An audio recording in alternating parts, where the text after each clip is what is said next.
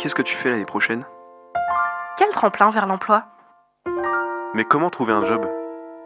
Mais comment acquérir de l'expérience ? Le forum Un jeune, un job, un événement avec et pour les jeunes. Co-organisé par Billon Communauté et entre Dore et Allier. Je ne veux pas travailler. CDD ? CDI, service civique, Alternance ? stage, orientation, Emploi ? formation, engagement. Trouver ta voie, tu vas. Vous écoutez Semeur de Sens, l'émission pour trouver votre voie.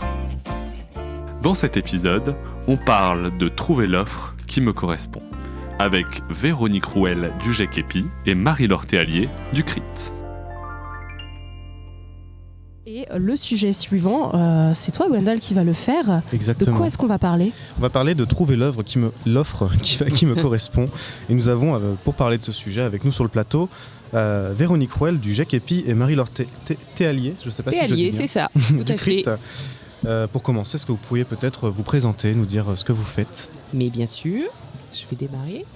Donc Marie-Laure Théallier, je suis donc responsable d'agence sur la société CRIT, donc située à Thiers. Donc pour vous expliquer, le groupe CRIT, c'est un groupe franco-français de travail temporaire qui est existant depuis plus de 60 ans. Donc on œuvre sur tout ce qui est partie effectivement travail temporaire, donc contrat d'intérim. On fait le CDD, CDI et on fait aussi sur du contrat de professionnalisation. Donc on a plusieurs agences, on en a 5 sur Clermont-Ferrand, on en a une sur Issoire. Et nous sur Thiers, on est plutôt généraliste, donc on va couvrir tous les métiers, que ce soit sur tous les métiers de l'industrie, de la logistique, du bâtiment, du service, du commerce, et tout ce qui est partie aussi tertiaire. Très bien. Et pour vous ? Alors moi je m'appelle Véronique Rouel, je suis chargée de développement en groupement d'employeurs EPI.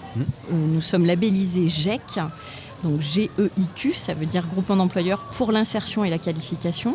Souvent on est comparé aux agences d'intérim sur le fait qu'on met à disposition du personnel.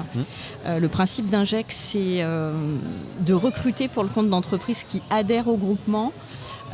Des jeunes en alternance, donc contrat de professionnalisation et je dirais surtout essentiellement en contrat d'apprentissage, puisque l'offre de formation d'apprentissage s'est beaucoup développée.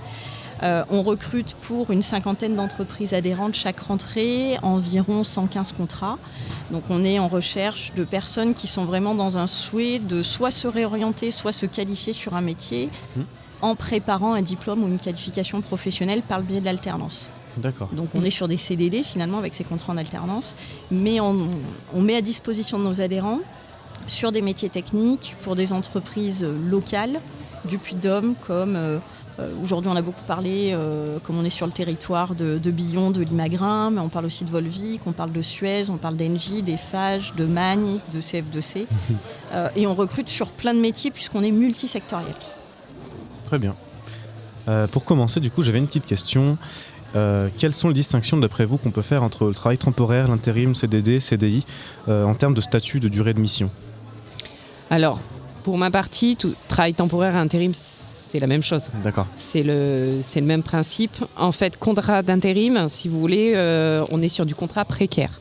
Donc aujourd'hui, on établit des contrats sur une durée en fonction de ce que nous demande effectivement l'entreprise utilisatrice. C'est-à-dire qu'en fait, nous aujourd'hui, l'intérim, on est en fait prestataire de service pour une société. C'est comme en fait un triangle, c'est-à-dire vous avez la société de travail temporaire, vous avez l'entreprise utilisatrice et vous avez le collaborateur intérimaire. Donc nous, on est l'employeur en fait par rapport au collaborateur intérimaire et on met à disposition le collaborateur au sein d'une entreprise utilisatrice. Voilà. Donc on établit un contrat de mission par rapport au collaborateur intérimaire et on établit un contrat de mise à disposition auprès de l'entreprise utilisatrice. Mais c'est nous l'employeur. Voilà, on surligne bien là-dessus. Et contrat précaire, on est sur effectivement contrat précaire, donc ils perçoivent 10% de précarité, 10% de congés payés.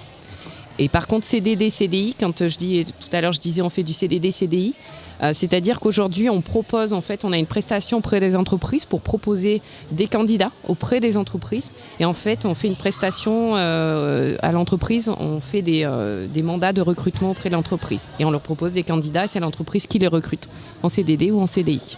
Voilà. Très bien. Parti.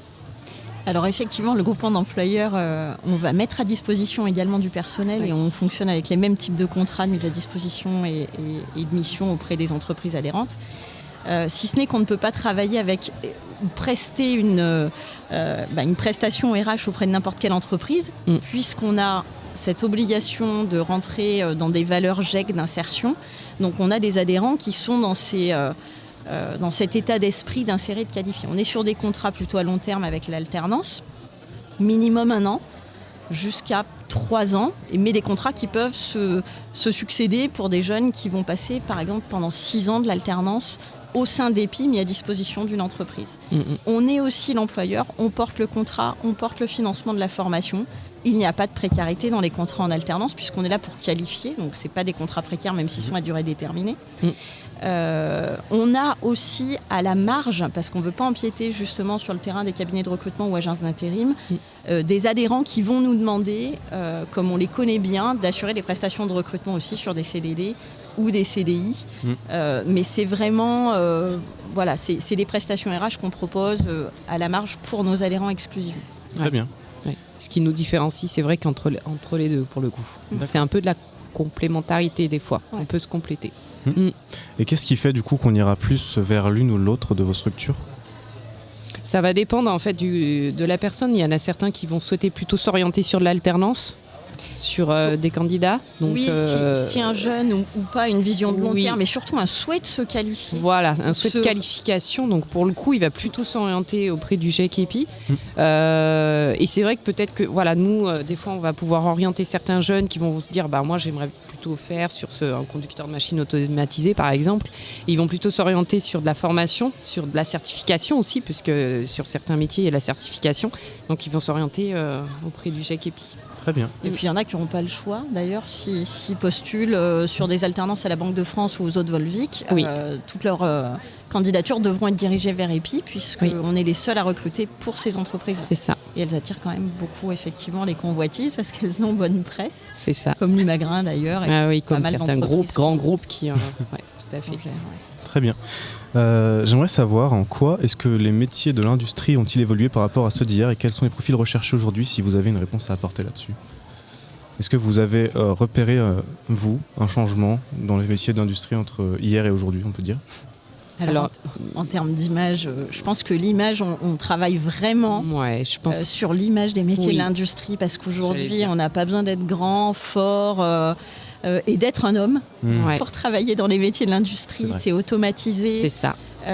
Robotisé, tout est fait pour que les salariés puissent travailler dans de bonnes conditions. Quand on visite une industrie, souvent les gens disent mais je suis étonnée, il n'y a pas beaucoup de monde, je voyais une fourmilière mais on n'en est pas du tout là.